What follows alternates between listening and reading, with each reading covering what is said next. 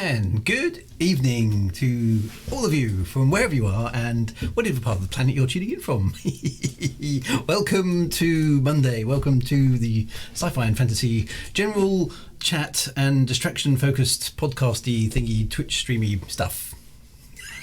It says very succinct. A very succinct introduction there, I think you'll agree. Evening. Anyway, lovely to see somebody on there. As a Weiss Guy, Jayton666, Commander, Hope, Hubris, Commander, Terraformer, yay, Glenn. JR1998, Tuplex, Techcroft, Sapphire, Freaky Dookie Dude. Excellent. That sounds like a Scooby-Doo villain. It's the Freaky Deaky Dude. Sorry. Psywonder 40. Gaius, Saphias. That's a good one. I like that. I do like the usernames. They're really good. Anyway, Duplex says I'm just an egg. Excellent. Congratulations. Anyway, lovely to see you. And if you're new, you're going to have to take a little while to acclimatise to the slightly wacky nature of this stream because it's pretty wacky, to be honest. So we can make really no apologies for that. It's just the way it sort of evolved over the years. But there we go. Anyway, lovely to see you all. Good evening. Well, it is evening here in the UK, so if you're tuning in from another part of the world, of course, it won't be good evening. It'll be good morning or good afternoon or, a very inappropriate time of the night. But anyway, where you are. Welcome, one and all. So there we go. I'm ready to move forward, says Glenn, and I'm not a cat. Commander Shorty is here as well. Excellent, Ola. Well, this is sort of a Christmas jumper. It's sort of my winter jumper, and it was, oddly enough, it wasn't all that cold today, so I'm not quite sure why I'm wearing a jumper anyway. But I am. It's got a sort of a retro 8-bit sort of low resolution feel, and hence the jumper. So yes, so I'm not a slave to fashion, as you have probably noticed. Dear. So it's all good. Very obscure pin badge this evening. Now, yes. What's the pin badge? It's a pretty top secret pin badge this evening. No idea what that could possibly be from. No, I found this one actually. It's a bit old and a little bit tarnished. So I have given it a slight polish. It doesn't actually work. I keep touching it, but nothing's happening. I think something's jamming my transmission.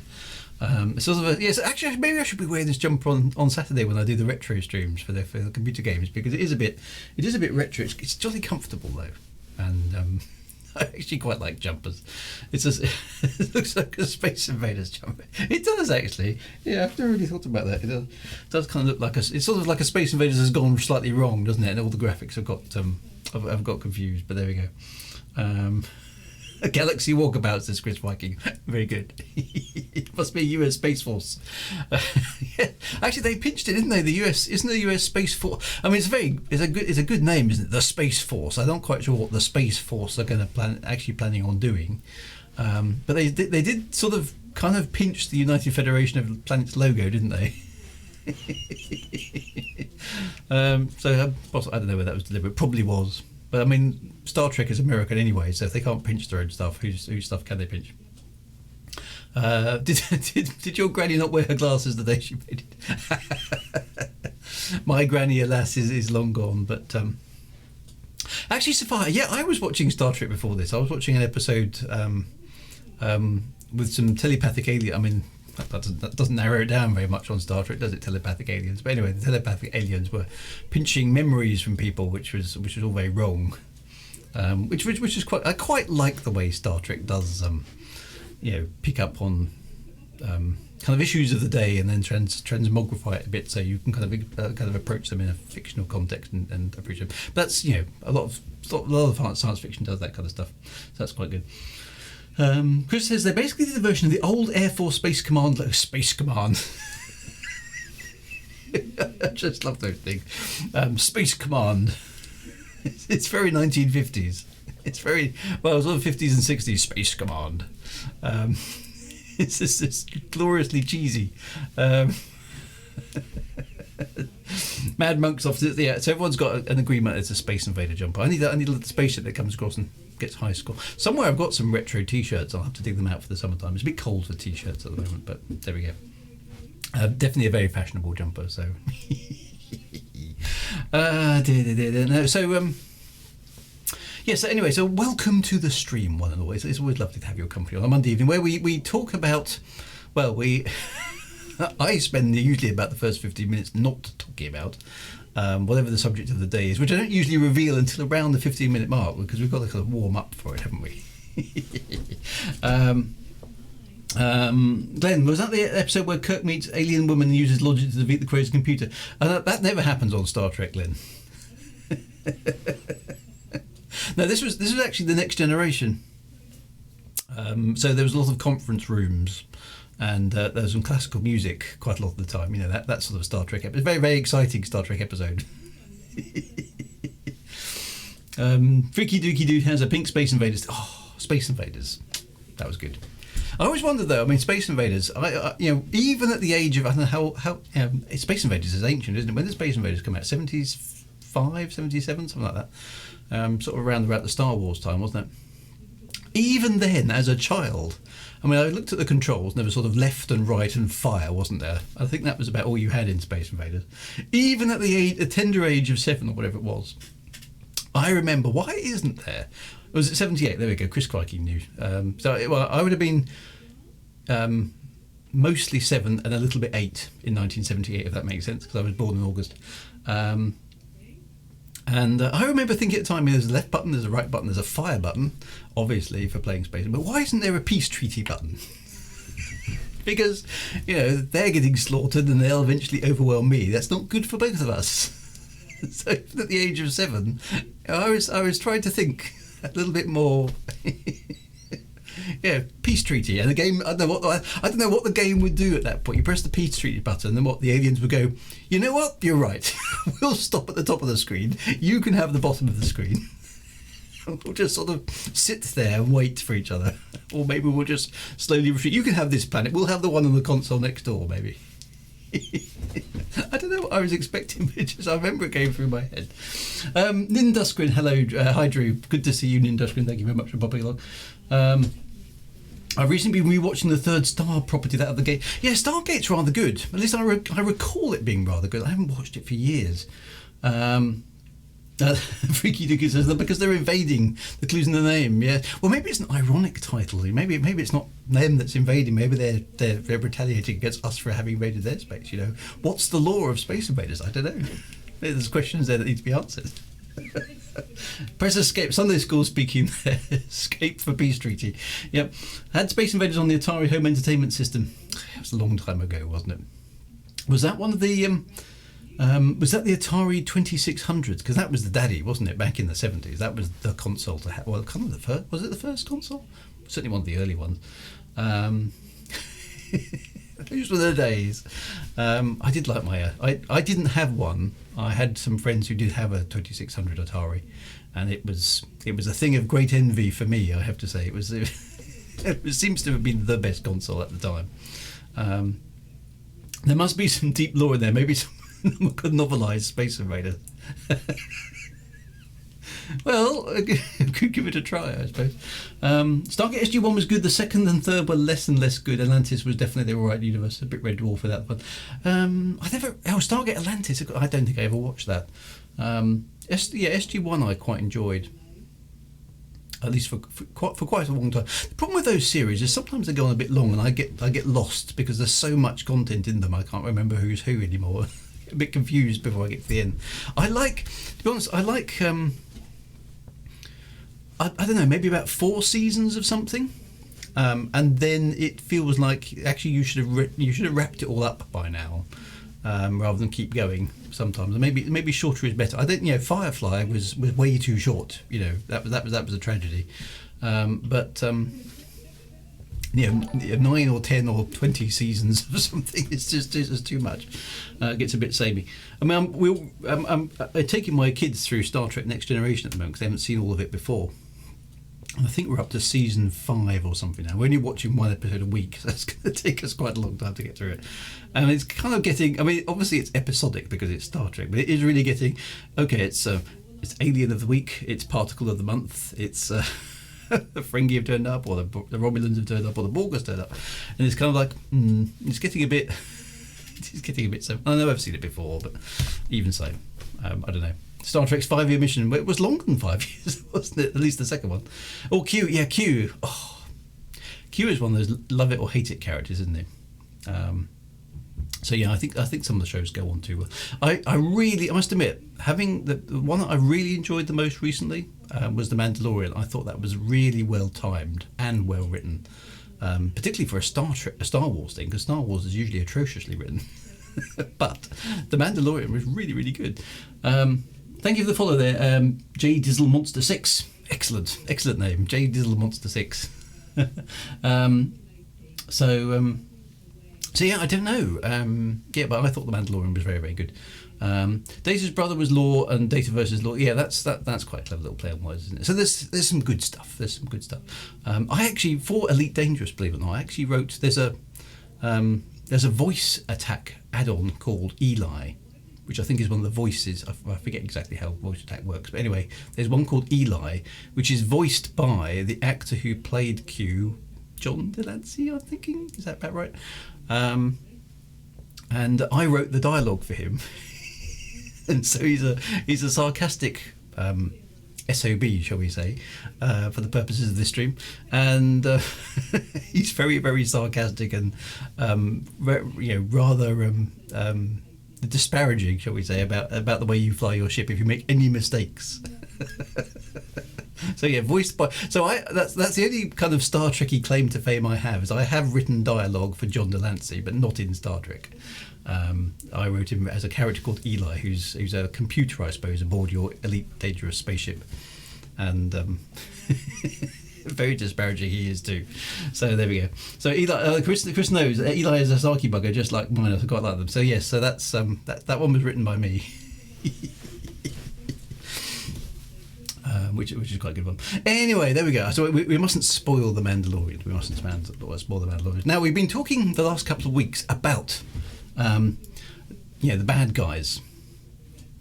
And it's only fair at some stage we should do the good guys. But because we've been talking, we had a bit of a fantasy theme, I suppose, for the last few weeks in terms of evil overlords and things like that. I mean, some of them are in science fiction as well, but there's quite a lot of them in fantasy. I wanted to go on to a slightly deeper topic tonight.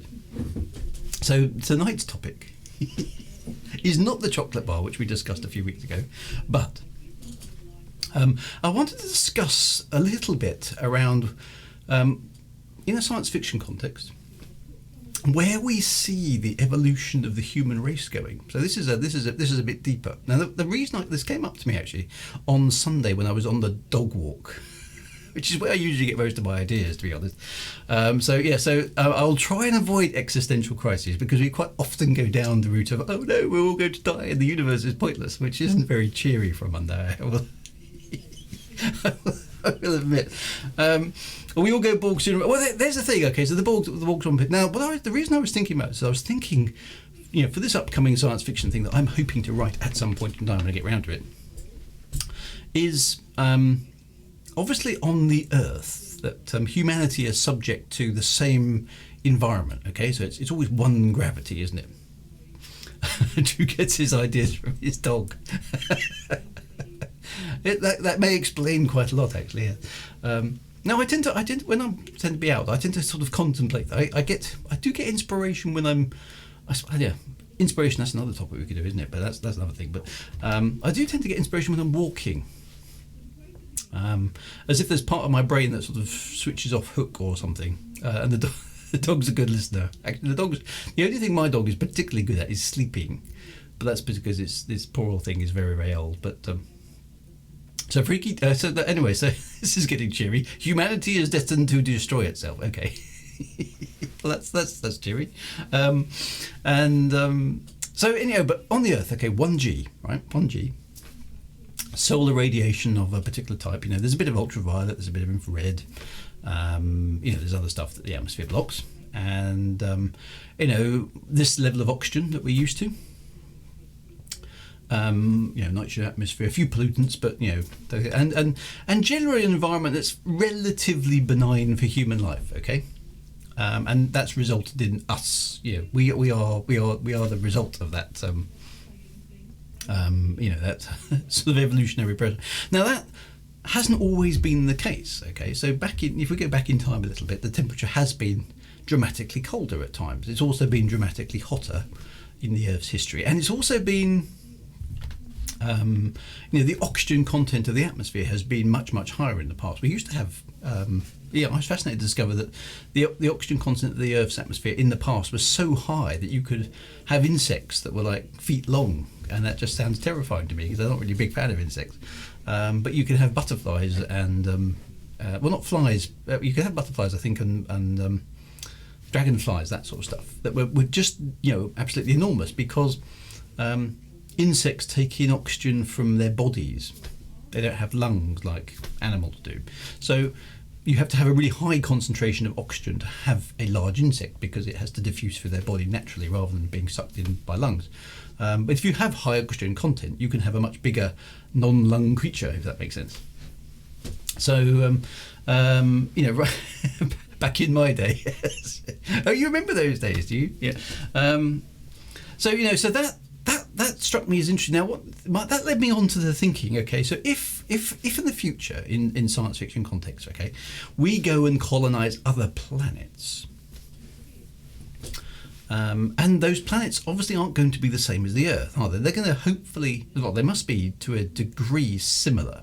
Okay, otherwise it's going to be impossible for us to live there. But let's change a few things. Let's say we reduce the amount of oxygen, or we increase the amount of oxygen, or we increase the gravity, or the gravity isn't quite as much, or the quality of light is different. There's much stronger ultraviolet, for example, or there isn't any ultraviolet. All of those sort of things. What does that do to humanity, at large, over a period of quite some time?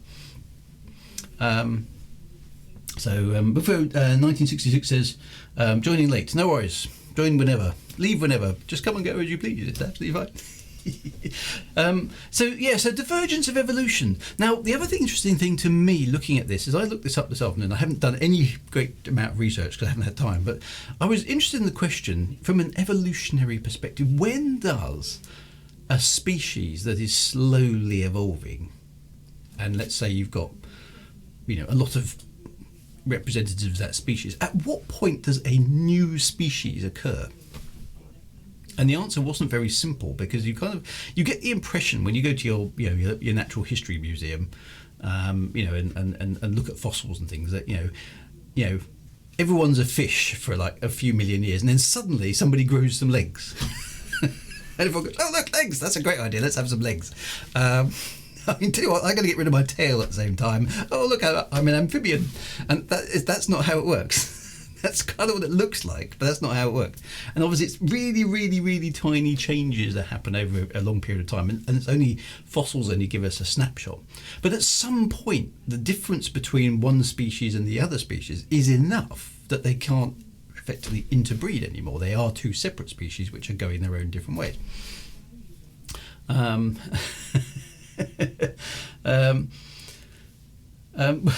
Why do vertebrates? Well, so we can get onto that sort of stuff in a bit. Is all the cool stuff that some creatures on the Earth can do that we can't, for example. Hold that thought. That's a good one. The other one though is, okay, so if humanity does go to different planets or lives in a weightless environment, for example, on a spacecraft, how long would it realistically be before we would actually genuinely have different species which were shared a common ancestor in the sense of humans, but kind of actually weren't humans anymore because they were descendants of us? I just don't know how long that would take. So, and what would happen as a result of that? Because that was sort of where my dog walk was going, if that makes sense. So basically, the spore game, yes, I don't know, yeah, spore is possibly not the most realistic thing, Sophia. And we still have a residual, so we do have a little, bits of us are a result of where we've come from. All that sort of thing. Industrial says, all right-handed people are a different species. I will join you in that one, because I am also left-handed. This is actually my left hand. Even I'm not sure which way you're around. You're seeing me facing forward, so that is my left hand, which is, of course, I'm thinking, yeah, that is right. I'm a lefty as well. Yes, so apparently 1 in 10 of us is left-handed. I've no idea whether that means a great deal. Left-handed people are supposed to be, I don't know, I've heard anyway, on average, a bit more creative, or at least more inclined to be creative. So yes, I'm a lefty. I'm a Canadian lefty too. So Alan says new species emerge gradually. There is a type of frog in the United States that is so different at the extremes of its range that they are effectively different species, but they can interbreed in the middle of their range. Okay, so we could potentially, presumably it would stretch out. Now I wonder how fast that happens. So if we went to, I don't know, let's say Alpha Centauri, and we find a planet there which is, let's say, I don't know, 1.4 times the gravity. Now what's that going to do on human physiology over time? It's going to make you, the gravity is going to make you stronger, presumably. Your musculature is going to have to cope with higher gravity, which would, I'd have thought in my head, would tend to make you stockier and bulkier, and possibly quite a lot stronger than your average human would otherwise be. And particularly if you contrast that to somebody who maybe spends their time in a low G environment, let's say in a spaceship. If you could do that for, I don't know, 100 years, 500 years, 1,000 years, what it would it be? Commander O'Connor would give up his right arm to be ambidextrous. Or just actually, I think. Well, it should, I mean, and bone density, yes, Oslo 1970, so bone density and things like that, which are a problem in zero gravity. Maybe there's obviously, there seems to be a lower limit that we're not very good at adapting to in terms of zero G. As well, that is a problem for us, because obviously we're evolved to operate at 1G, aren't we?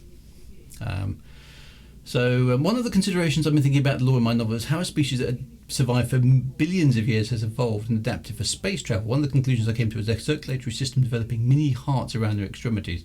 And imagine the valves in our veins becoming able to give blood an extra push. Yeah, that's interesting, because our valves sort of are a prevent the blood from flowing backwards kind of device, aren't they? I think. Is that right? Because you can, if you're...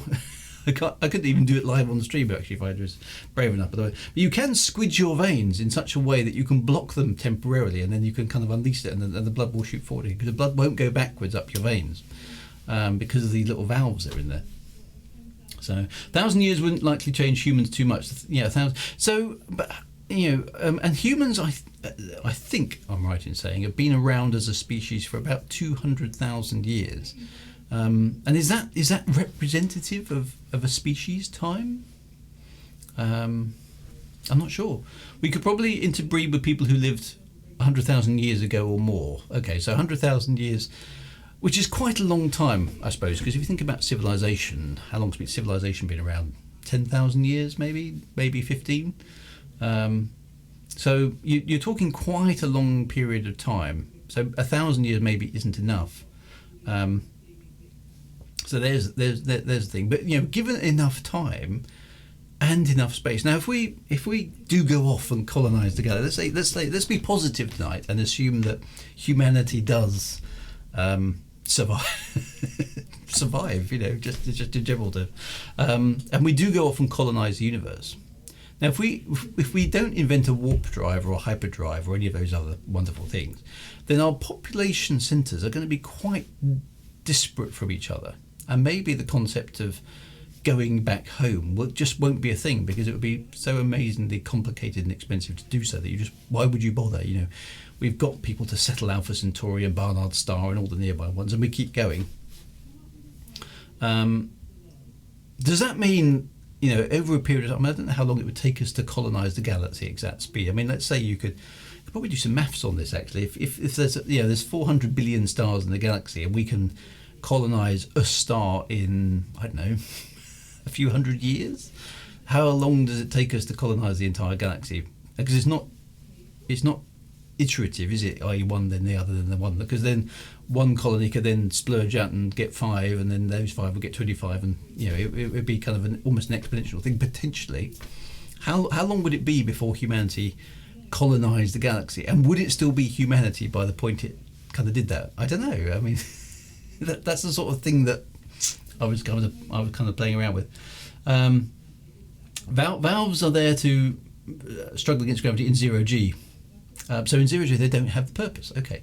Time is less likely to affect humans than the environment, and the environment will do more to us than anything. So that's a good point. So the environment will change.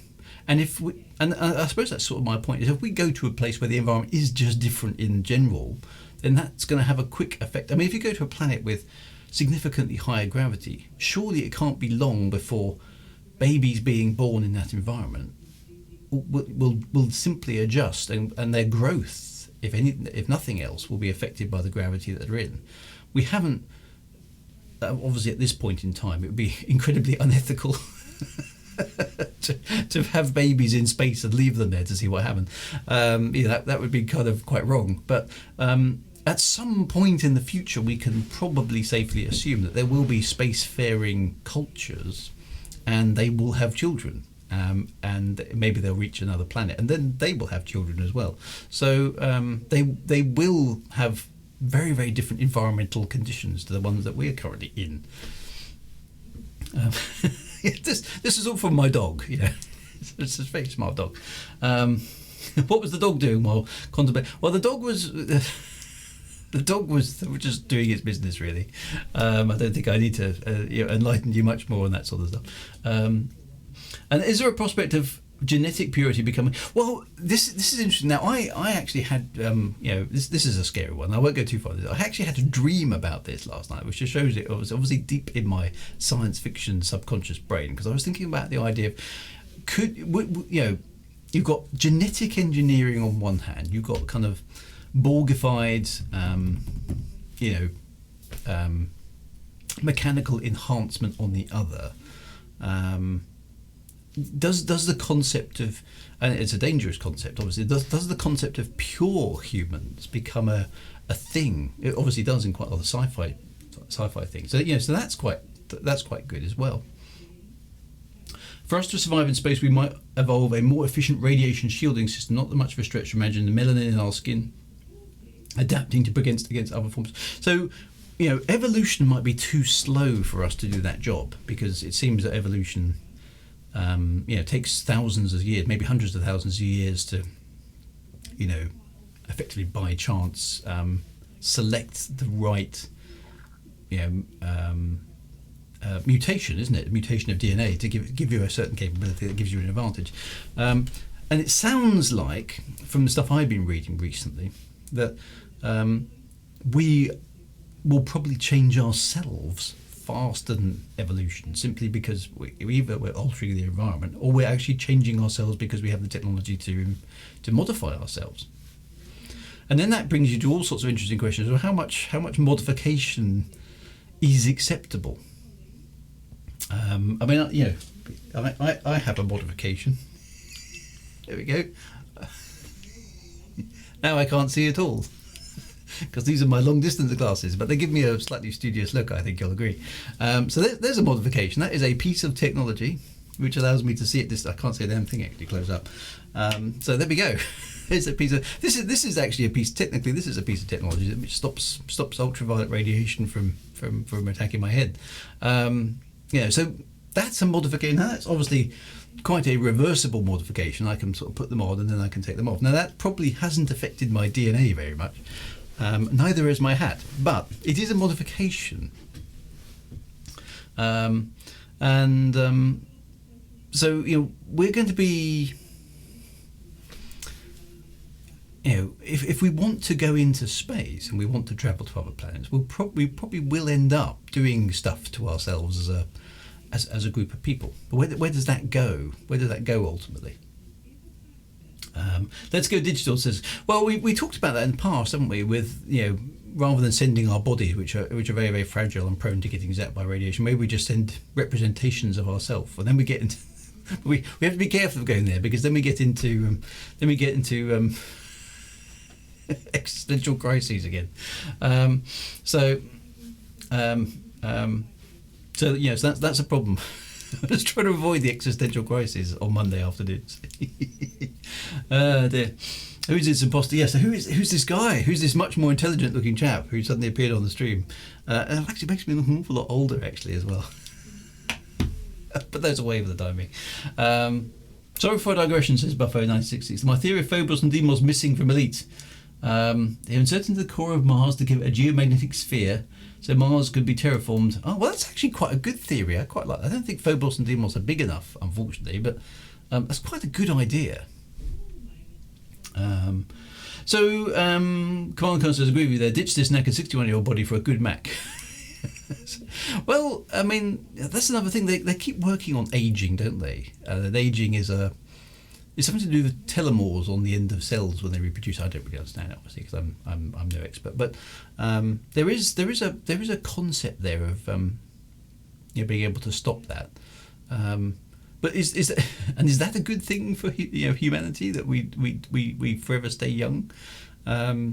I don't know what that would do to us either. All those sort of things. We're on the cusp of all of these potentially quite invasive technologies. Then you have to ask what does humanity actually mean in that context? Is it am I still when do I stop being human? If I put on a pair of glasses, that doesn't stop me being human. That's patently nonsense. If I have a pacemaker, does it stop me being human? Well, not really. If I have an artificial hip, does that stop me being human? No, that's perfectly acceptable. Artificial knee, that's absolutely fine. Artificial heart, okay, well, artificial brain? In fact, artificial body? Where do I stop being human? Which kind of sounds like alter carbon. Yeah, well, there is that. What do we mean? What do we mean by human? And all those sort of things. People would want children who were smarter, stronger, etc., but still look like people. I suppose that's true. Homo stellarian. Humanity, which is capable of travelling amongst the stars. I mean, we could. I assume. I don't know what the bounds are, but presumably you could if you put your mind to it. I'm assuming you could genetically engineer people who could survive the radiation hostile environment of space without shielding. I'm guessing that's it may not be possible today, but I'm guessing it's probably possible at some point in the future. There we go. Commander Shorty quoting Jurassic Park. Just because you could, you never stop to think if you should. Well, that's it. It's what's the where's this? Where does it go? Where does it end up? I think all those things are very interesting. From us, could you write about it? There was an article from somewhere that said that humans have already started to evolve in the last few thousand years since the advent of writing. The fact that we use our hands for more than we used to pre-civilization, we now got more blood vessels than our original. Is that true? I've always wondered that. I mean, there were jokes in the 70s that kids would evolve longer fingers so they'd be better at playing arcade games, but that just the sort of thing that my mum would say to stop us playing video games. As long as most of us get artificial brains, it wouldn't. So yes, I suppose the moment you make if you could make a mechanical construct that you could transfer your consciousness in, and that's skirting around the whole issue of what is consciousness, that you could transfer yourself into a mechanical apparatus, then effectively you become immortal, don't you? Because your mechanical apparatus could surely just replace bits of itself as it gets worn out and damaged. I mean, I've played around with this, as you know, in my books with nanotechnology, which is able to automatically repair damage to human tissue at the microscopic level, which could, I suppose, grant you immortality as well, because it surely could fix the byproducts of aging as it went along, if it was sufficiently advanced enough. And look how the young use their texting thumbs. Actually, I must admit, I can't do that. I mean, it's very impressive. I think I can't do that, or I'm still stabbing. So I suppose it is a skill, isn't it? Is that evolutionary? Is there actually a physical difference in people's thumbs from a few decades ago, just because of the environment we have with mobile phones and stuff? I don't know. Is the Turing test adequate as Mad Monks? The problem with digitizing somebody, if you could, and I don't know. And none of us know really, is that the art of the possible? If you could digitize somebody, you do have the problem of, if you can digitize something, you can make a copy of it just like that, And that was always the problem with software, where people copy it and say, I make a game, and then somebody can copy it, and it's an identical copy. It's not like it's not like art, where when you make a copy of something, it's not actually quite the same as the original. When you make a digital copy of something, it is identical. There's no difference. It's exactly the same. So the moment you digitize, you run into problems of the fact that you can make multiple copies of yourself. but B, you could also have backup copies of yourself from a few weeks ago. So this one kind of does quite appeal in some ways. So if you make an almighty cock-up of a situation during the week, you can restore a backup of yourself from before you made that cock-up. And be blissfully unaware of what you're about to do. I don't know. There strikes me as all sorts of interesting problems about digitising yourself, if that isn't ultimately possible. Now,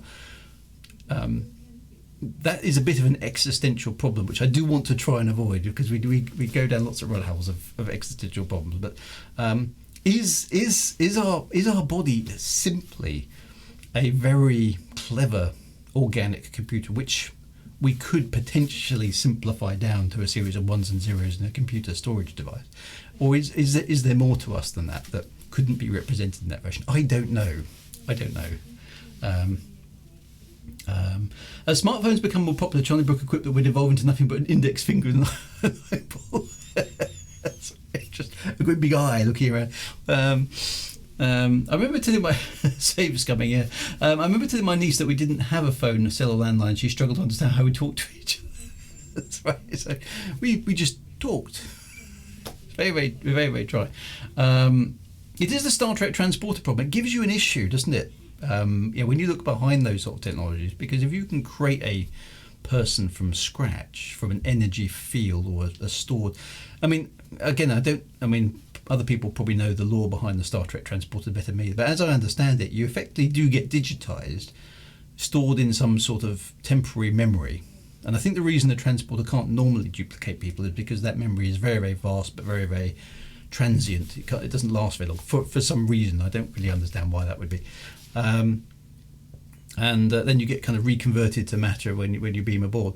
But unfortunately, Star Trek has done two people coming out of a transporter with things. In fact, both, I think, in the original series and the Next Generation. I think in the original series, Kirk gets split into two, and in the Next Generation, Riker gets split into two. So it that gives you all sorts of problems, because you could definitely keep backup copies of people, or once you've learned how to split people in half, you could just keep doing it ad infinitum, couldn't you? It's probably rather unethical to do it, but it doesn't mean you couldn't do it.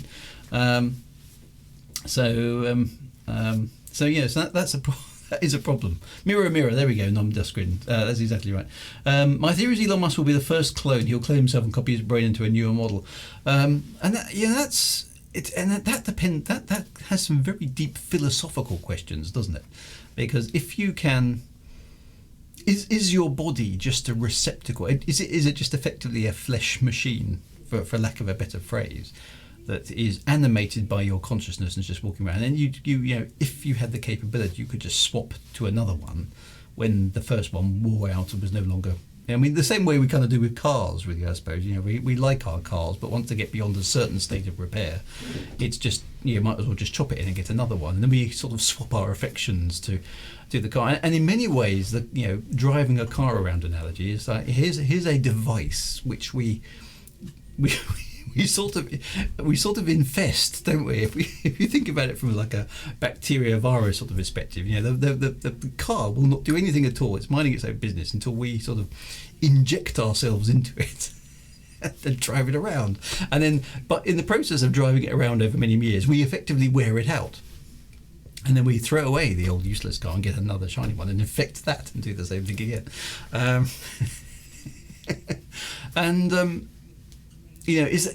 That's a car or a bike or even an airplane, or anything like that. It's sort of an extension of our capability, isn't it? We can't run. I mean, I don't know how fast. How fast can a human run? 15, 20 miles an hour tops. A car gives us an ability to move around much faster than we otherwise could and go places that we otherwise couldn't go. 10 meters per second, says Duplex. There we go. And if you have a bad knee or hip, you get a replacement. And so we're on a sort of slippery slope. I'm sure there might be some people in the world who basically said, hey, my body is actually virtually pointless, but you could stick my brain in a car and I'd be very happy. And is there much difference? Is the future of humanity actually to embed our consciousness in machines of our choosing, which of course we've touched on with the Martians, haven't we, from War of the Worlds, whereby the Martians are just effectively a brain, aren't they, with tentacles, and they have machines to do all the different things. So sometimes they have tripods, sometimes they have scuttling things. I don't think they had aircraft, flying machines, but that's the next obvious thing, isn't it? And they just made the machines that they needed, and their bodies were virtually non-existent. They were just effectively brains. And that is that the future? Is that where we're going? It kind of feels like we are, isn't it? Because the more expertise we get in replacing hips and replacing knees and at some point we're going to replace all of the, the mechanical moving around bits of the body. I can easily envisage once we get sophisticated enough that arms and legs are probably replaceable things, and you could it's not beyond imagination to do that. At that point you're still, I suppose, a human. But at what point does the line cross when you're no longer a human, and you're sort of a cyborg, or whatever the word is? Surely your mind is built by your experiences, and if a clone of Elon Musk might be really unhappy the day he learns he's just a copy. Well, this is the thing, and if you can make a perfect copy, and I appreciate the point about you can't always make a perfect digital copy, but there are ways of doing that. Which one's the original one? Because they both have identical experiences, assuming you can actually capture and store those experiences. Commander O'Connor, you're quite right. We get to that soul creator God kind of thing. Is there actually more to us than the sum of our parts? That lies the existential crisis again. So, what does it actually mean? And if we're going into the future, and we live on planets where there are different pressures and different things. If you imagine a high G world, and the human body isn't able to adapt to a high G world, so we get used to wearing, mech suits, or things like that. The sort of stuff that you see on quite a lot of sci-fi shows and computer games, where you're stomping around in a mechanical suit which allows you to operate and do heavy lifting and things using kind of mechanical, a mechanical suit that it basically enhances your capabilities. Is that much different to wearing clothes? And I'm not saying that we should not wear clothes at this point, but the reason we wear clothes, other than social norms for a lot of us, is that our bodies have adapted to not give us any natural protection against the elements. And so we supplement those with clothing to protect us against the cold. Now, that's not really much different to then being protected against gravity, or against radiation, or against any other problem that's in the world. The reason most of us wear clothes is we actually live in climates which we're not adapted for from evolutionary perspective. Humans come from Africa. Okay, we're not supposed to live in Northern Europe. It's too darn cold. So we invented fire, and we invented clothing. Duplex says, I'm not currently. Exoskeletons has gone, exactly right. And Von Sara there, Drew, we shouldn't wear clothes, and I encourage you to share it to the world. I'll take that under advisement. Stripping in solidarity. I think we can probably call a halt to that particular line. But you know what I mean, okay? You know what I mean? Clothing is a manual, I suppose, adaptation to a problem. We wear clothes because otherwise it would be very, very cold. Or we wear clothes as protection against, creatures that would otherwise want to eat us. All those sorts of things. We carry weapons, all those sort of things. Until we evolve to stay warmer, so you don't cut your hair for a while. That's right. Alan says Tasmanian Aborigines lived naked in a climate similar to the south of England. Interesting. So that must have been chilly at times. So obviously you can do it, but so some of it is just social, I suppose. So those sort of things. Clothing is something that I think we kind of, somebody must have come up with the idea at some point in the dim and distant past. Say, look, if I put some animal skin on me, either it confers me some sort of rank advantage in the tribe, or it just is just a comfortable thing. It makes me warmer at night, and I was like, that gives me an advantage, because I suppose from an evolutionary perspective, any creature is effectively an energy war against its environment. The more energy it can consume through plants or eating other animals, the more energy it has at its disposal, the more successful it's going to be. So if it can stop some of that energy being lost, i.e. if you've got clothing, then you're insulated, so you're losing less heat.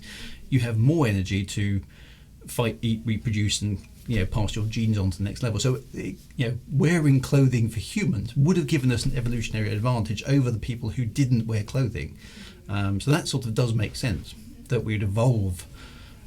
Well, not quite evolve, but our behaviour would favour people who wore clothes because it's just more energy efficient, particularly in colder areas.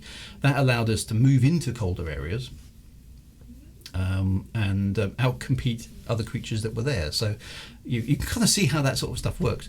And the same could be said for mechanizable suits or protection against radiation and all those kind of things. There we go. I don't know. Too damn cold for it's too cold. That's right. So I'm not sure if that argument holds water, but it seems reasonable to me. Or gives you an advantage stalking your prey because yes, they can't scent you. They think they smell the animal skin that you're in, and they're that's Uncle Joe. It seems to be safe. The reason humans stood up was also due to calling of the brain. So there's lots of things there about the way things have evolved and where we ended up with humans. And now we're sort of in charge of our own destiny, aren't we, as to what we do to ourselves. And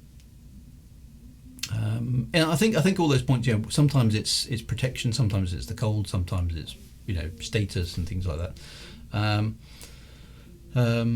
Or maybe the ladies preferred less hairy men. That's how it was favoured. I don't know.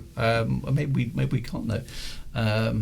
It's interesting that we've ended up still with hair on our head as an evolutionary. And obviously there would be around the chin as well if we allowed it to grow. At least I would. I don't know. That's an interesting one. But we can take that. The women were like, put some clothes on, man, for God's sake. Yes. That's probably more what it's about. I don't know. That's an interesting one. And there's greater emphasis now on your intellectual ability, I suppose, in many ways, rather than your, I don't know, at some level, maybe your kind of physical ability, because in today's world, being able to pummel an animal into submission and drag it home to the cave to be eaten is less important than perhaps it was 200,000 years ago.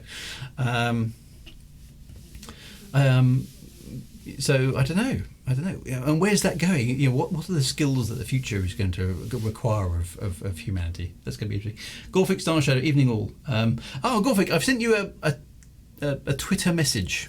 If you can look that up for me, I think it was Twitter, because you sent me a message on the weekend. I lost it, I'm afraid, and I can't find it to respond to it. So I've sent you a message on Twitter so we can pick up that conversation. So if you look at that would be awesome. And women don't have beards. Well, most don't. Hunter probably carried their kill back home one chilly evening and realised they were warm with it on. Maybe it's as simple as that.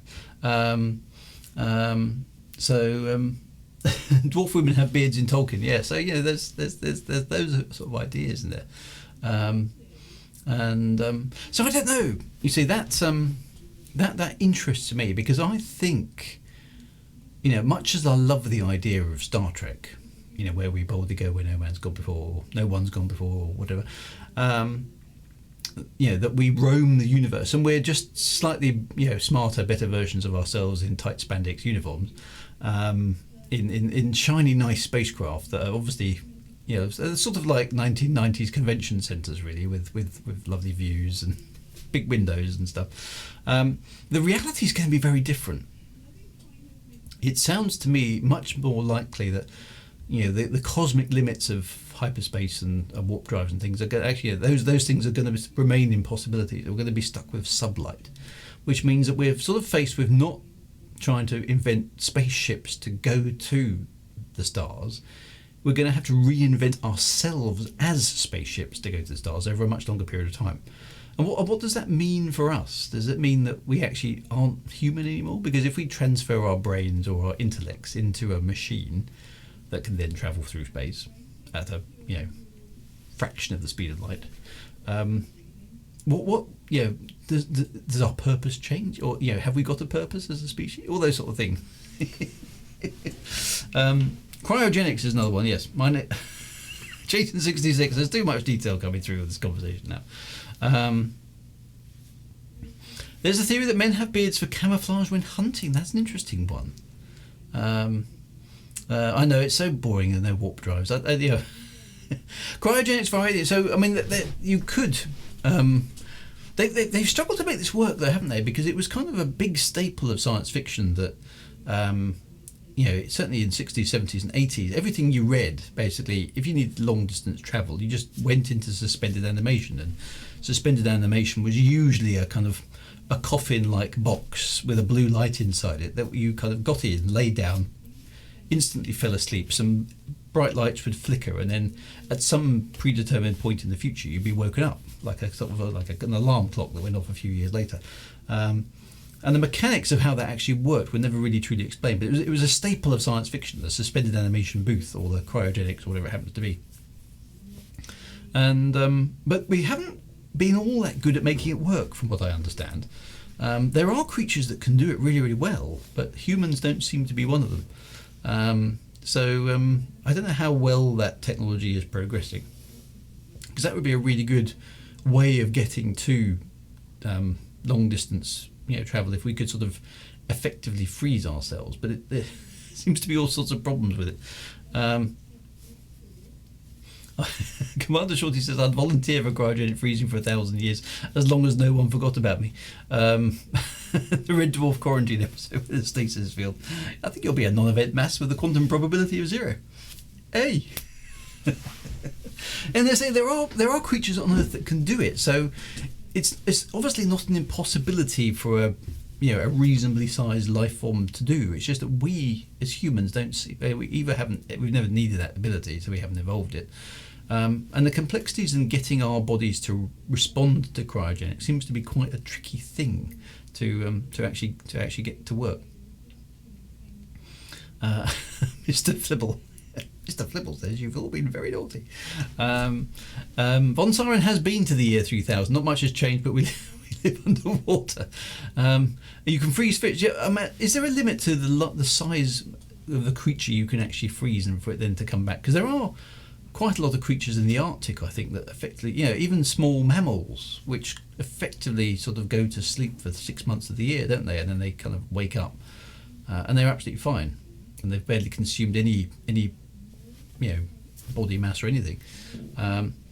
So move our consciousness into a tardigrade, so we take one of those little. That's right. And there's lots of creatures like that who exhibit some very clever thing. I mean, a tardigrade. I was looking them up actually because the conversation came up somewhere else last week. Apparently, in their natural state, tardigrades only live for about a year and a half. 2.5 years rather. 2.5 years is how long a tardigrade lives its natural lifetime with no interruptions. But if you take away food and oxygen and in the environment, they sort of just shut down, and they can stay in that state for ages. Really, really, really, really long time, and then come back and continue with their lifespan, which is very neat. It would be jolly handy if humans could figure out how to do that. And there are frogs. Frogs that can freeze and reanimate. Bears hibernate. So it's not a problem to. Unfortunately, humans. I'd quite like to hibernate during winter. Actually, I think about probably the end of October or so, I'd go to hibernate and wake up probably near in the middle of March. That would suit me fine. I'd be quite happy with hibernating for like 3 or 4 months of winter. That would be fine. Alan's heard of a frozen solid hamster allegedly being revived. So you can't do that, Mr. Flibble. Think of the best. It's a bit unfair, really. We could really do with cryopreservation ability, says JR1988, given to frogs. We could do with biological immortality given to lobsters. So these things exist in the biological world, so it's not much of a stretch of the imagination to see if we could transfer those abilities. And I don't know enough about genetics to know how probable that is, to human beings. Okay, so let's let's splice humans with frog DNA so we can freeze ourselves. I mean, there's lots of cheap B-movie sci-fi horror stuff that could be made out of that as well. The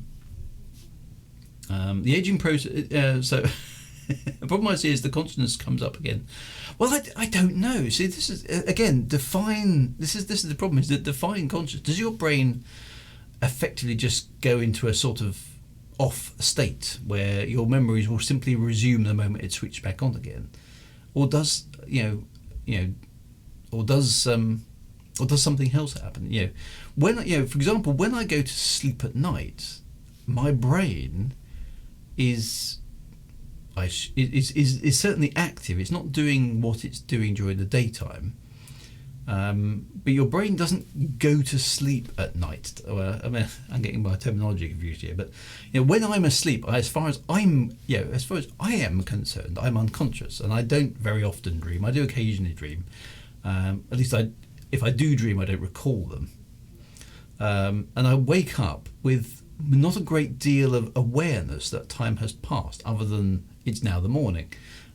So, in an unconscious state, I am not aware of the passage of time. So time has gone past, and I've not been aware of it. My body has still been functioning, and my brain has still been doing stuff. And the human need for sleep is yet another one of those weird things that is part of what we are. So if I go into a cryogenic freeze, is it going to be like an anaesthetic, where I can be unconscious for days at a time potentially, or even a coma where I can be unconscious potentially for months at a time? And then when I come out of it, do I sort of just resume where I left off?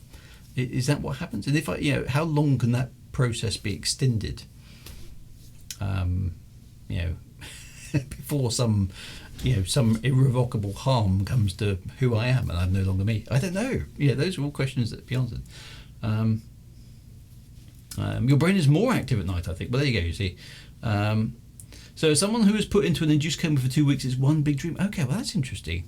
I didn't know you were aware of the passage of time inside of a coma. That's interesting. There are different kinds of hibernation too. I think you only remember dreams if you wake up in REM sleep. Okay, so that's rapid eye movement sleep. So I don't know. Maybe that's something to test. I wonder if PCs experience a similar thing when defragging the disks.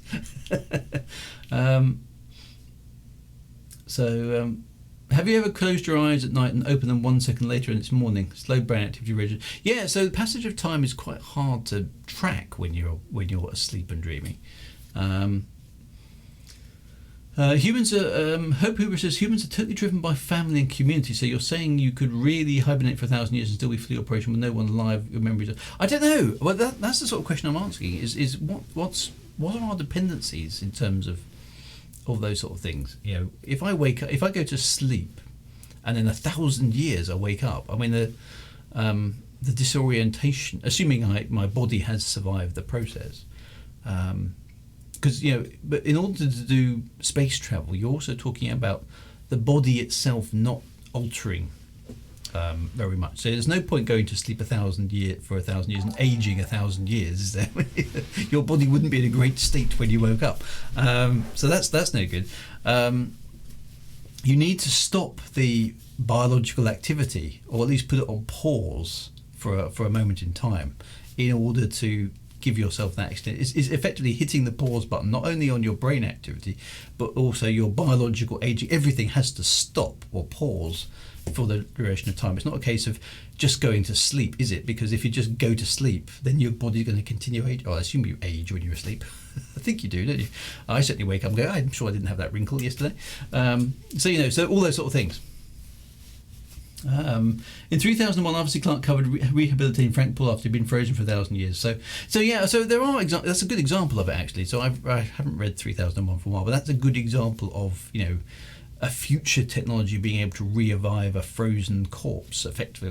What to us would be a corpse, but to maybe some technology in the future it's not. Which gives you concerning things about death, actually. Thanks for following Davina334. Thank you very much for that. Really appreciate that. Hello, and good to see you. And Buck Rogers, there we go. 500 years frozen in orbit. That's classic 80s, isn't it? Blasted into an orbit that froze his life support systems. What does that mean? But so you've got to pause for a period of time. Pause for 1,000 years, and that put your body on pause. Now, going back to 3001, so Frank Paul dies in 2001 in the science fiction story, and in 3001 his corpse, which is floating around in space for 1,000 years, presumably, I mean, what does the human body, what happens to the human bodies after 1,000 years in space? Well, obviously, on one hand, not very much, because space is empty, but for 1,000, he's been irradiated for 1,000 years, presumably deep frozen, I would imagine, with all the cell damage that would incur, and the brain activity would have ceased for 1,000 years. So by any definition of science that we would understand today, he was definitely dead. Okay, now if you can be reanimated from that condition by future tech, what does that actually mean for the concept of death? Does that mean that actually, let's assume for a moment, okay? Here's a thought experiment for you. Here's the thought of it. If the technology in the year 3001 is sufficient to reanimate a corpse, or by any definition that we would appreciate today, somebody who is dead, by effectively disposing of the bodies today, we're preventing the possibility for people to be resurrected in the future. So are we destroying the potential of people living, in the future by some advanced technology that we currently don't have today?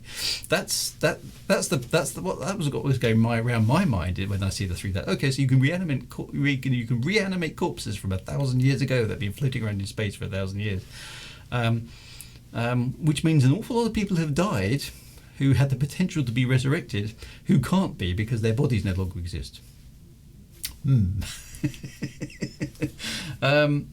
then you get into the whole soul and are we more than the sum of our parts? Now you're entitled to believe whatever you want to believe about the soul and the mind and the spirit and all of those concepts which kind of overlap a bit, and some religious thinking would have us believe that the soul is a sort of mystical embodiment that inhabits our bodies, and when our bodies perish, then the soul continues. I.e., when this body that you see in visual form before you now finally expires, then Dru-ids will continue in some fashion to some other existence. Now that's quite a comforting thought, in the sense that, well, I'm me, I'm important, I'm unique, I'm Dru-ids. I deserve to keep on existing for the rest of eternity. But is that and I suppose I would argue about, is that just a conceit because humanity has got to a point whereby we're able to think about this problem? It doesn't seem to bother animals, as far as I can tell, because maybe they just don't think about that. But we're intelligent enough to concern ourselves with the concept of me, and all of you are, I assume, at some point in your life will have the same sort of thoughts. Okay, what happens to me? The essence of what I am. Is there an essence to who I am? Am I just a biological machine that's sort of wandering around under the illusion of free will, or am I an essence that is embodied in this physicalness? Those are complicated questions. Ancient Egyptians had a year 3000 thinking. Yeah, so they were thinking. Actually, that's a good point. Ancient Egyptians preserved the bodies because they kind of had the notion the body was still important even after life had kind of ended. So can you be a murderer if the body can be brought back 1,000 years later? That's a good point. Yeah. So your father passed on his house to you in the year 2082, but he came back to life again 300 years later, so he wants his house back. Oh, not that. Your hat will live on. The hat will my app will continue forever. As long as I can write and post videos and things. So, that's very true. If I were ever to be cryopreserved, I want someone to write a mummy's curse on my stasis pod. Do not open this under pain of death. And Sophia's, yes, you're all just bots on my screen. I'm not talking to any corporeal essences at all. You're just AI that's been provided to keep me entertained and out of trouble. Gorvic Starshot. Now I do subscribe to that view that I don't remember before I was created, so I doubt I remember when I'm destroyed. And that actually I find personally, and have your own thoughts about it, but I find that one personally most convincing because obviously, I mean, some of you are older than me, quite a lot of you are younger than me. I was born in 1970, so before 1970 there was no Dru. Dru was not a thing to yet bless the world with. There was no Dru, and I came into existence through a biological creation, and eggs and sperms and all that sort of birds and bees stuff. But as an entity, I didn't exist. I existed, I suppose, in potential, but I didn't actually exist until 1970. And I don't recall anything from before I existed. And once my body ceases to exist, presumably I won't recall anything else. So, the only time I'm conscious of my existence and able to interact with things is in the 2 periods in between those two periods. Now, I don't know when the end date is, but I do know when the start date was. I'm aware from what people tell me, and I suppose I have to believe them because there's a fair amount of evidence for it, that stuff happened before I was born. I can't specifically prove it, but I have it on good authority that there was stuff happening in the world before the 1970s. And I was the fastest swimmer like all the rest of us, Glenn says he remembers being a dinosaur. Some would say you still are, Glenn. I've just got what Dru's trying to do here. He wants to transfer the dog's consciousness into a computer so I can write all his stories. She'll immortalise my dog on a USB stick. So was nobody remember anything before you were created? Well, this is the thing. So I was drinking the postman's eye. When did I have my own thoughts? When did I become aware of myself? Probably, relatively early on. I remember having existential thoughts at a relatively young age. Probably 5, 6, or 7, starting to contemplate the meaning of life and all that sort of good stuff, and beginning to find some. Glenn says touche. There is before Dru, it's BD, okay, before Dru, and after Dru, which is AD. So I think I began to have some existential awareness of, I was a creature within the universe, because I remember thinking, I remember at quite a young age thinking to myself, I can only see out of my own eyes, and everybody else can only see out of their eyes. So we're all separated by the fact that we're inside our bodies.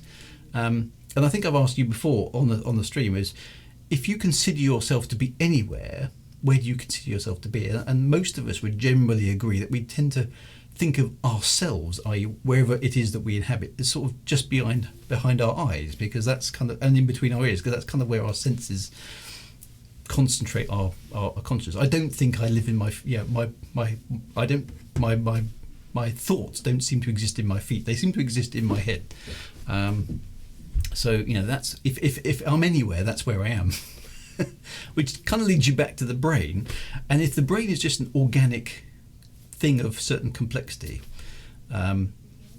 could the brain be copied, replicated into a machine? All those kind of existential questions. Anno Dru-ids, the year of the Dru, yes. I'm just a bit older than you are, says Glenn, and I am a dinosaur. I think I'm probably a dinosaur too. Could we say the soul is just a high level of intelligence? I suppose we could. I mean, I don't want to take away from anybody who considers that a soul is a completely separate, I don't know, energy field or something, or is is a good. I wonder sometimes if the soul or the mind is, like a configuration of energy that's held in, because the human body is full of electricity, and as the structure of the brain can hold a configuration of energy or electricity, and maybe that configuration is what makes you you. Which means if you do switch off the brain and switch it back on again, you might get a reconfiguration of energy, but you wouldn't necessarily get the original reconfiguration of energy back, which meant that the you isn't there anymore. It's just your body. And I don't know. So those are thoughts I have. Am I familiar with Lacan? He writes a decent amount about this topic and provides. I'm not actually. I shall go look that up. Thank you very much for the tip. Didn't the universe just pop into being perfectly formed when Dru became... So maybe that's it, you see. Maybe there is nothing else but me. See, I can't prove the existence of anything other than I'm satisfied that I exist, but the rest of you, and you're in exactly the same situation, you see, is that none of you can actually prove that anything exists at all, because the only way you can perceive the universe is through the senses that you have, which are touch, sight, smell, hearing, etc., etc., etc. As a result of that, you're just a brain in a simulation, as potentially. Who knows?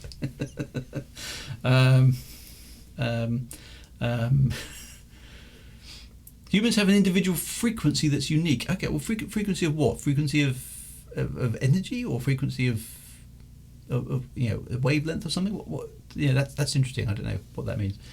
Do tell. That's interesting. I know we're not. I love how Dru is trying. What about? I've missed that comment. I love how Dru is trying to keep an intelligent conversation with us. I know it's always a challenge. It's always fun, but it's these.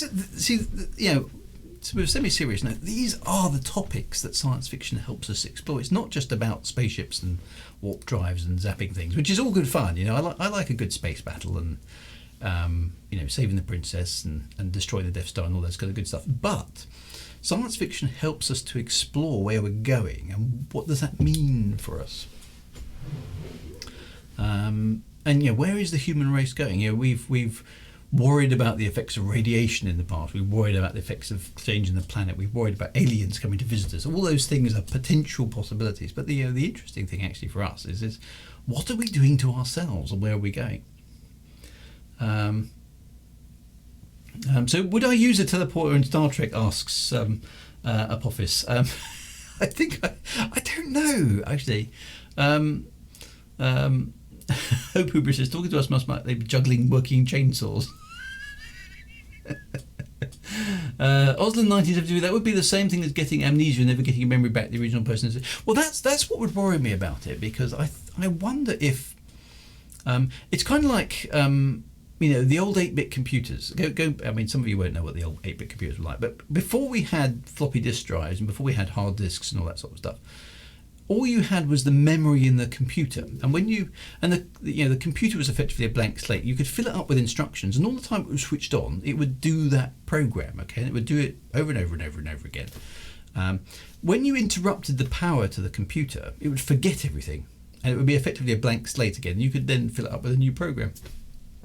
I wonder if the human anatomy, or any anatomy actually, creature, is sort of like that. It has potential to be operative, but without that kind of almost random access memory being filled with something, it kind of goes blank. I wonder if we're more like that, in the sense that if we did switch off our brains, then we would lose the essence of who we were, because the state of the program in our heads would effectively be wiped at that point. I don't know. I don't know enough about how the brain works. So we give off light so we could. We give off light so we could be a light frequency. Okay, interesting. So would I going back to that one? Would I use a teleporter in Star Trek? If it worked, if I could see it moving objects around and people stepping in and out of it and being completely unaffected, then I think I probably would, because I'm generally quite pragmatic like that. I know when Richard Hammond had his car accident, he liked celery afterwards. I've heard that sort of stuff before, that people have significant personality differences when they've suffered, physical trauma to the brain. I think that's quite an interesting one. How do we know the universe wasn't formed at the start of the stream? Problem with solipsism, yes, is exactly right. Commander O'Connor, if I could imagine a life, I assure you would not be. Yeah, Commander Shorty, I remember thinking that one as a young child. Is the red that I see the red that everybody else sees? That's an impossible question to answer, I think, as well. That was quite hard. And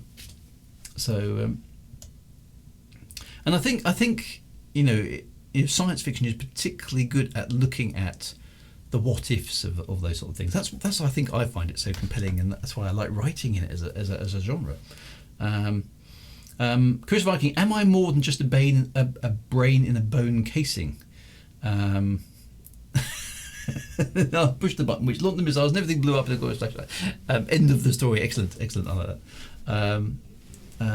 See, I think I probably would use a teleporter, because, like you say, somebody I missed it, but somebody said something about the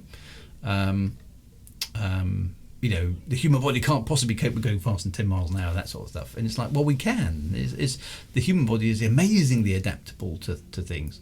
We can exist in hot and cold environments. We can cope with quite a lot of different pressure, all those sort of things. So we're not as adaptable as some creatures on the earth, but we're pretty adaptable, to be honest. We're actually quite good. We can survive in environments that would wipe out lots of other creatures on the earth. Human beings are actually pretty good. We're used to thinking of ourselves as actually quite a feeble creature compared to, say, like an elephant or a wolf or a saber-toothed cat or something like that. But actually, we're surprisingly good, and that's why we've been so successful. Is we have the ability to adapt to our environments rather well. We can cope in hot and cold. We can consume all sorts of different types of things of food, which gave us a massive evolutionary advantage over most of the other creatures on the planet. So humans are actually pretty good. And thanks for the follow there, Glock and Load 72, much appreciated. Load human into cat computer. Yeah. So could you take your consciousness and put it into somebody else? Well, that's the big thing. Yeah. Could I download my consciousness and put it into somebody else's body? Is that a technological possibility for the future? I don't know. That one's an interesting one. Electromagnetic is one that humans emit, which includes infrared. So I suppose we give off heat and we give off electricity. Those are things that can be measured for humans. That's definitely true. Von Siren, some people with consciousness is a quantum system with a specific frequency. When untangled from the brain, the quantum system moves to another reality. Okay, well that's interesting. Quantum mechanics is wacky. So all those things are questions that are very, very hard to even get towards, let alone trying to answer them. Thank you for the fish are fed. Thank you for the follow there. Excellent. The fish are fed. Awesome. You could download my consciousness and then forget things after I learn them, so you won't take much space. There's plenty of empty defragmented space in Glenn's mind. Buffo 1966, the brain is an organic computer with microscopic circuitry and electrochemical functions. It has many connections as our stars in the galaxy. The ultimate black box, how does it work? Now, stars in the galaxy, yeah, so the human brain is immensely complicated. I would definitely agree, 400 billion plus connections, whatever it is. But it's still not a number that is beyond the realm of computer science, is it? It possibly is at the moment, but you can see that storage capability and processing capability could at least provide you with the space to put all the connections that a human brain can establish. Whether it can support the complexity of what the human brain can actually do, I don't know. But certainly, they're just the raw storage space. Then yes, we would be able to do that, and relatively soon, I think. Plot of Lucy in a nutshell. I'll have to look at that one as well. Blue Ganymede's going to download himself into a mobile phone. You can text yourself. Rob's 261. This is heavy stuff tonight. Yes, it is. It is a bit heavy. So, but these are all the sort of things that are going to happen to humanity, I think, over the next 100, maybe 1,000 years. It's difficult to say how fast we're going to approach this. And I think we're at points where, because people talk about the singularity, don't they? They talk about the point at which computers themselves might take over, because we are able to create artificial intelligences that actually genuinely are artificial intelligence, rather than things like Alexa, which pretend to be. Or we supplement our own capability, our own physical frailties with technology, in which case we're already beginning to do that with artificial knees. So that there's a fine line between giving yourself something that replaces a broken component, i.e. let's say a failing hip or a failing knee, or to giving yourself a better one, in the sense of your definition of whatever better happens to be.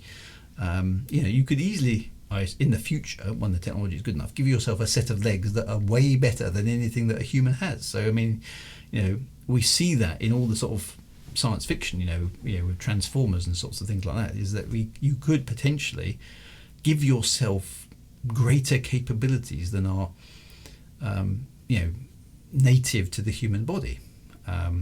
If you replaced your bones with metal, and your skin with something equally flexible but much more stronger, then you would be a formidable creature in terms of getting yourself into a fight, wouldn't you? Which is you come around to the sort of Terminator viewpoint of things, is it's a robotic creature that looks like a human, but it clearly isn't a human. But could you download yourself into a robot? I mean, and I suppose there's a question for you guys. On the stream tonight, if pick a Terminator, not the T. Is it the T100, the original one, which actually looks like a machine? One, the later one, which is sort of either the morphing one, the liquid metal one, or the other one, which is sort of a bit of both. If you had that choice, if you could download yourself into a robot that, to all intents and purposes looked like a human, would you do it? Would you do it?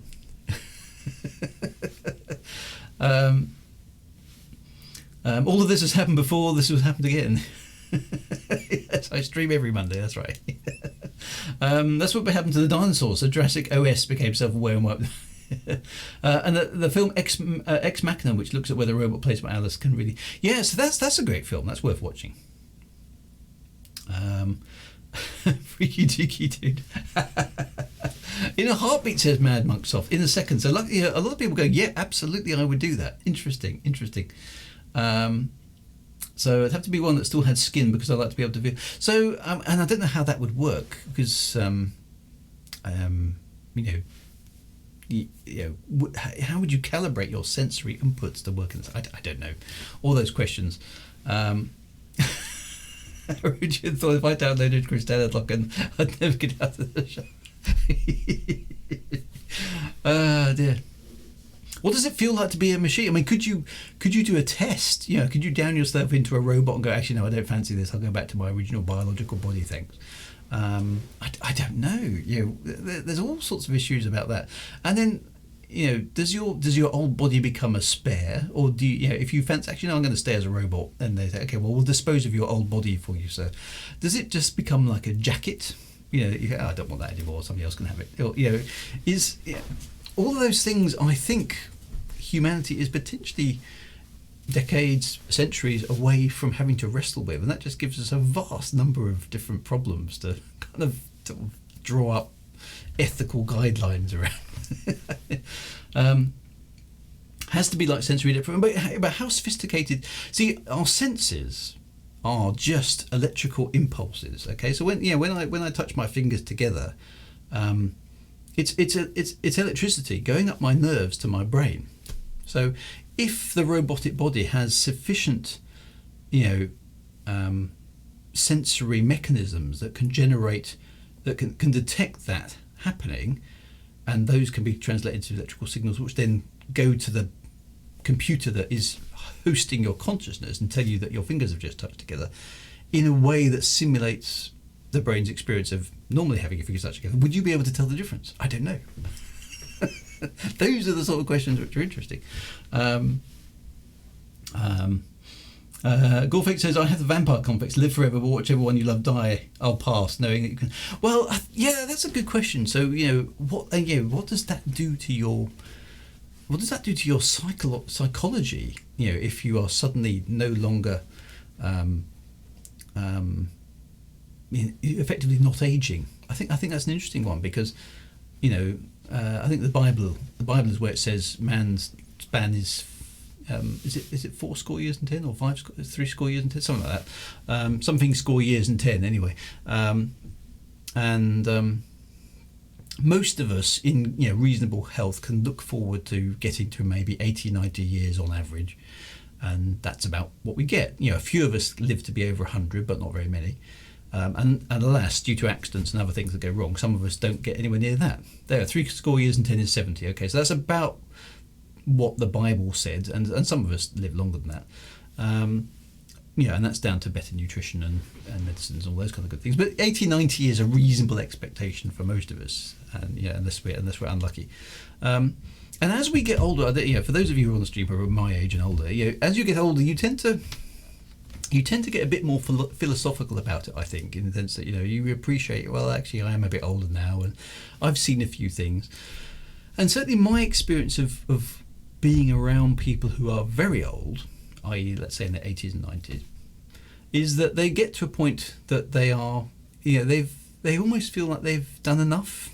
I haven't met that many people at that age who basically say, no, for God's sake, I want to keep living forever. I mean, some people will be in that category, but I haven't met many of them. But is that because they become weary of the fact that their bodies are no longer able to do things, or is it just that they feel that that's enough time? And I don't know. You can copy your state into a machine, but you're still in your body. Your consciousness doesn't transfer over. That would that would be annoying.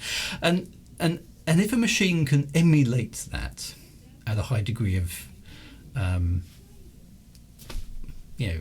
verisimilitude. That's a word from last week, isn't it? Verisimilitude. Is there a difference? Even Mr. Spock used to say, a difference that makes no difference is no difference, even if it is a difference, or something like that. Anyway,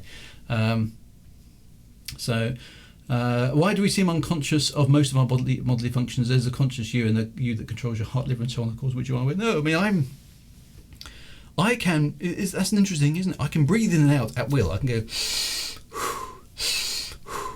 okay, I can do that consciously myself, but the moment I stop doing it consciously, the unconscious part of me takes over and does it for me. So I'm not now conscious of breathing in and out because it's happening automatically. The same with my heart beating. I'm not, I can, with a bit of meditation and a bit of, relaxation, I can slow my heart down a bit. But the fact that it's beating is controlled by an autonomic nervous system, which my conscious brain has absolutely nothing to do with. And I'm not supervising consciously, the mechanisms which are going around that fixing cuts on my skin where I just bashed my finger on a hammer in the door earlier on today. I'm not consciously going around my body going, right, that big toe needs some work, guys, get down there and sort it out. My body is doing that for me. So my consciousness is only concerned with the higher order things. It's not concerned with all the nitty-gritty low-level stuff that's going on all the time, 24/7 in my body, is it? And neither is yours. So you're not like some great big boss over this massive collection of 6 million cells orchestrating the entire thing. Most of it's automatic. So I think I got distracted from my own distraction there. It's because nothing is new. So I mean, have you seen it? I mean, there's part of. I mean, at the age of 50. Which is where I am right now, I can sort of, I've got to the point in my life where almost certainly, and this is quite sad really, almost certainly there are more years behind me than there are years ahead. Okay, so there's a stage to reach in life. That's a slightly sobering thought. And I can no longer run nearly as fast as my 2 young sons who are in their late teenage years, early 20s. I'm just not physically able to do it anymore. and they went past my physical prowess, if you like, several years ago, and I will never be able to recapture that in this body. It just isn't a possibility. Present me with a an option to be a 20-year-old, or apparently 20-year-old robotic version of me. There's part of me that's kind of like, yeah, that'd be really cool, and there's another part of me that just feels, oh, that's just absolutely ghastly. I wouldn't touch it with a barge pole. I don't know. It's weird, isn't it? Thank you for the follow there, Tolmart. No, I appreciate that. Life is determined by 3 factors: chance, genetics, susceptibilities, and biological decay. Well, it's true, because we can't at the moment stop the aging process, and if we do stop the aging process, so here's a question: if we could make it so let's forget the robot thing for a moment. If we could intercept the aging process and stop it, so that we could be forever, I don't know, let's say 30 or 35 or 25, whatever you consider to be your peak you, when you were at your best. And you could stay at that physical shape forever, would that be appealing to you? Yeah, forget the robot thing. Just stay a human for a moment, but a human at the peak of your physical perfection. Okay. Would you want to stay there? Would you want to stay there as time continued to go on? Luckily, Luigi says you're just a thin layer of consciousness getting a lift. 1-2 billion years of evolution, mostly reptilian. It's because we've got kind of different levels of brain, haven't we? So most of the thinking is automatic too. I know a lot of my thinking is automatic. Okay, there was a game where the character was cursed by death into losing all his autonomic functions and had to do everything manually. That sounds horrible. That does. Robo Drew, sci-fi novels forever. Yes, that's what I could keep writing. Yeah. I bet I can still run them. Well, I suppose I can, yes, because I can still do the things that I used to do. I'm just aware that my body doesn't quite want to keep up anymore. So the only bad thing about living forever, there's no retirement. You have to keep the damn job. Well, I suppose that's a question though, whether you could earn enough money by a certain point that the interest on the amount of savings that you had would be sufficient to keep you going forever, as long as you didn't spend it. Because you can get to a point where you have so much money that the interest available on the capital would be sufficient to live off forever, because you just only take that amount out and then the capital will rebuild because of interest. So you should be able to get to that point relatively quickly. Whether that would have massive implications for capitalist society, I don't know, but there we go. So that's good. Chris Viking says, yes, that would appeal to me. Gorfic Star Shadow says no. Freaky Dookie Dude says, where do I sign up? Austin says yes. Blue Ganymede says yes, best self.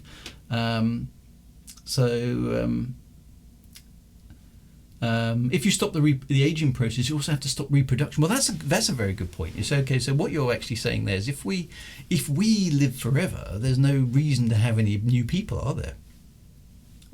At all. So childbirth would stop, or at least we'd have to stop it at some point because we'd run out of space. So Duplex says, I assume that after about 200 years things will get a bit stale. But if technology is improving, let's say if we look at things and go, actually it's going to take us about 400 years, guys, to build a starship. Okay, how many of us, if we could, how many of us would hang around to, I want to see that starship go. I want to be on that starship because it's going to happen it's going to take us that long to build it. The fact that we live for, let's say, approximately 100 years is just an arbitrary number set by biology, really.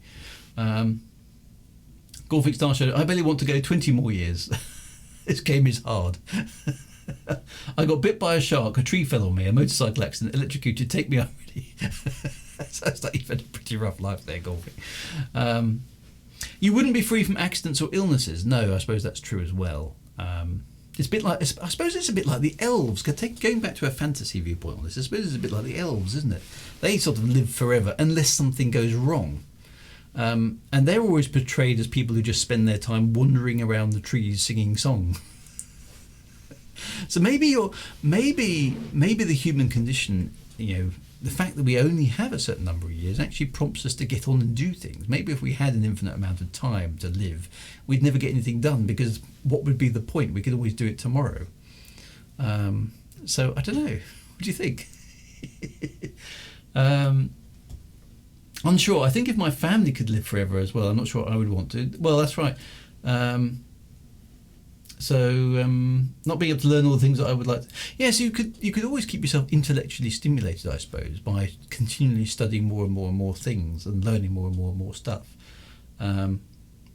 That's how you afford dinner at the end of the restaurant. Yeah, compound interest. You have to deposit a penny at the beginning of time or something, don't you? Maturity is learning that your life is finite, one of life's harshest lessons. Yes, well, that's true as well. So, Jay, no guarantee technology would improve. We could make ourselves immortal and live long enough to experience another Carrington event. So, yes, you've got the planet-killing issue of long duration time, haven't you? Wandering around the trees singing songs, that's what living forever does to you, yes. Commander Shorty says, I currently never get anything done anyway. Oh dear.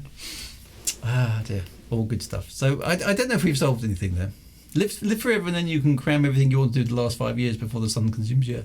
Yes, I suppose, So certainly, as the younger me would probably be more tempted, because I think I've always kind of thought, darn, I live in I was born at the end of the 20th century going into the 21st, and I will have snuffed it long before the 22nd century turns up, which means I'm not going to see all the cool stuff that we invent in the subsequent centuries, assuming we do.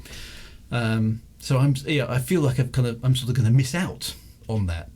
And we live in an era where technological change is quite profound. Many of the generations that have gone before us didn't experience rapid technological change. So if you look in the, prior to the Industrial Revolution, most generations would pass skills between, parent and child, and the environment around them wouldn't be all that much difference. They would still be doing things that their grandparents recognised as almost the same. Whereas in our era, technological change is making the skills that our grandparents learned virtually completely and utterly pointless. Even my father, who's sadly no longer with us either, he learnt a level of electronics and electrics of which simply doesn't exist anymore. I mean, he was an expert in valves and capacitors and all that sort of stuff. Now they still do exist, but those skills are not current, and the skills that I have, such as they are, in my kind of professional career, will almost certainly be completely and utterly obsolete in 30 years' time. They'll be like, oh yeah, well your dad was one of these things, and some of those skills just aren't required because of technological change. So I think that's an issue, and maybe we see rapid change as a normal thing, and maybe in the future it won't be again. We'll get to a point where actually no, we've got enough technology, and in fact we'll stay static for a while. Maybe that will happen. Who knows? I just want a sidebody. Actually, I'll have a Cooper Mark III if it's all right. But yeah, I'd like to be honest, I think I've said this before. In the 1970s, I was promised a flying car, a hoverboard, and a space station in space that span around and had a hotel on it. Now, I feel quite shortchanged that none of those things have come to pass. And storytelling will never be obsolete. That's very true. If I was born again into any period that we call history, which period would you choose? I'll go for 54 AD, Roman invasion of England. I think I'd go back to a period where there weren't many humans at all, actually. Just get myself a nice wooden hut on a nice lake and go fishing. With no other humans on the entire continent. I think that would be quite nice. Personally, I wouldn't want to be born into a world without flushing toilets and medicines. I think you have a point there. Maybe hot showers as well. I just want to know where my flying car is. See, the flying car, very important. Where is the flying car? I mean, that's just should be here, but where's my flying car?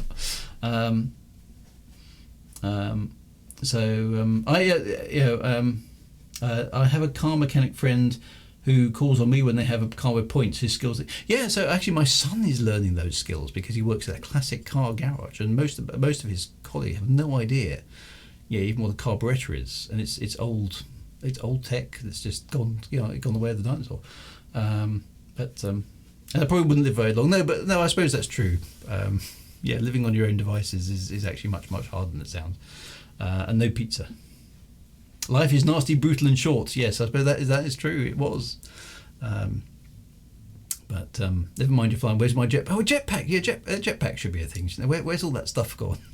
In fact, what I would really like is the Jetsons car, which folds up into a suitcase that you carry into work. I'd definitely like one there. So we've been shortchanged, I think. That's one thing that bothers me about not being alive for so long, because I want to see some of that cool technology. But there we go. A bit of ether in the car, and it will start up right away.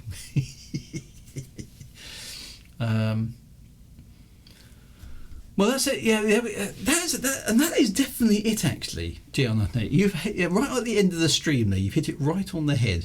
There's the problem of our age. Born too late to explore the Earth, which is very true, because everywhere's been explored on the Earth, but too early to explore the universe because we haven't got any tech that allows us to get off the planet and go looking for other things. So I'd like the idea of exploring. I do genuinely like the idea of exploring and going somewhere where no one has gone before. But there isn't anything like that left. I mean, you can go for a nice walk into an area that's sparsely habited and all that sort of stuff, but that's not quite the same, is it? We're in a period of human history where the Earth has been explored. It's a finite area, and we've explored it. We've been everywhere on the Earth. We haven't been into the Earth, I suppose, but there's it's just rock and dark down there. So, and the ocean does probably holds quite a lot of secrets that we don't know about. But fundamentally, we're unlikely to discover anything utterly stupendous in the ocean. We'll discover some interesting and surprising things, I'm sure, but nothing utterly stupendous, I don't think. And space is the next frontier, but there's no way our generation or even a few generations behind us are going to have the technology to go out in any meaningful way to explore the universe. We have learnt a lot over the last few years, but we've managed to push back the frontiers of exploration in our solar system, certainly. But we've only gone to the moon in terms of actual people. The rest of the exploration has been done mechanically using with probes. So that's very good. Would you really dare to explore like somebody across the sea? I think I would. Now, this is a tricky one. If I had family, almost certainly not. Okay, if I had family, almost certainly not. If I was single, absolutely yes. Absolutely yes. I would be one of the first on the ships to go off and explore somewhere that no one had been before. Definitely. But not as a family man. No, I wouldn't subject my family to. Right, I'm off to go and see if I can discover a potato. Because I think that would be a very cruel thing to do, to leave a family behind. And certainly with the technology of the time, you probably wouldn't want to take your family with you either. That would be a disaster. But if I had a spaceship like the Enterprise, Captain Picard and a comfy tin forward and a bar to take along with me, then yes, the family can come. But not on Christopher Columbus's ships, that sort of stuff. So I definitely would be up for going off and exploring stuff. I've got that sense of wanderlust. If I lived in an era where the rest of the world hadn't been explored and there were no maps of a certain part of the world and nobody had ever come back from going round that mountain range, I would definitely be one of the ones trying to go there and come back and tell the people about it. Definitely. So I think we're still making spaceports and not really a space elevator. So there's lots of technology that we need to master in order to get going. Even that.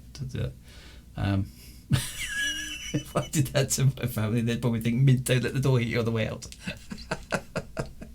That's a bit sad. Well, that's what. See. That's the other promise, isn't it, Glenn? Is that if you are single and go off to explore the universe, you will probably discover a cute alien girl dressed in lycra. I think most alien girls are dressed in lycra. At least they were in the 70s and 80s. That was the promise for every young lad. Was that the universe was full of young ladies dressed in lycra who needed rescuing from some dark, implacable evil power by use of a few laser blasters. So, alas, it seems that the universe isn't like that, which is a real shame. But never mind. The older I get, I think the more space. Well, actually, space probably is quite boring, isn't it? I mean, the only time it's going to get interesting is when you get to a planet.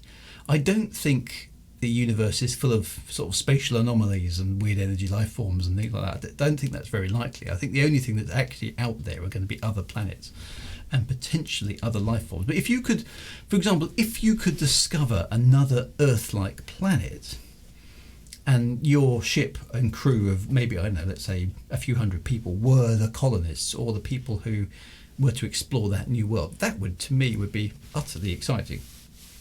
I think that, to me, is the nature of space exploration. I kind of think when, it's, I mean, for those of you who play Elite Dangerous, once you've seen one rocky planet, you've seen all of them, haven't you? To me, even as a big fan of space and astronomy and stuff, there isn't a great deal of difference between Mercury and the Moon to my way of thinking. Okay, they're both just airless rocky voids full of craters, and once you've seen one airless rocky void full of craters, you've seen enough. Whereas an Earth-like planet, which has life on it and is potentially habitable, that's much more interesting. That would be worth exploring, I think.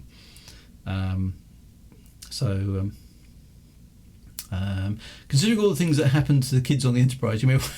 That's really true, actually, yes. Space travel is probably dangerous.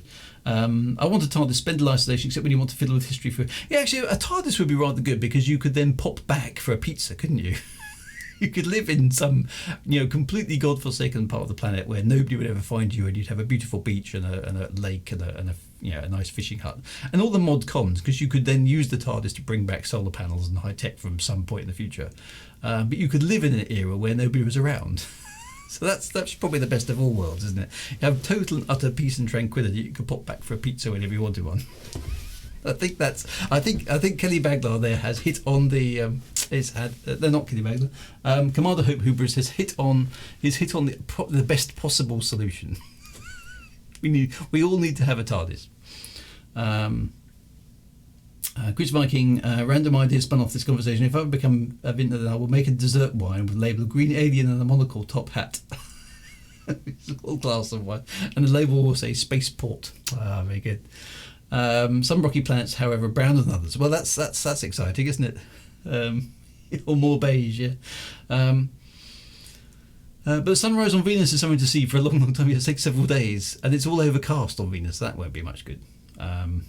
So it needs to be an Earth-like planet. But if there was another Earth, a parallel Earth with different creatures and different continents and all sorts of interesting stuff to see, that to me would definitely be worth exploring.